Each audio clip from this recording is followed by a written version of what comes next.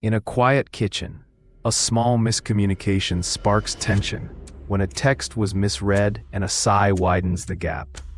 Instead of escalating, one partner chooses a pause, a breath, and a direct admission that their message missed the mark. The other responds with curiosity rather than defense, inviting clarification and naming their own feeling without blame. A sincere apology follows, not as a ritual, but as a concrete plan to repair trust through listening and action. By choosing timing, tone, and follow-through, they restore safety and deepen connection, turning a misstep into growth.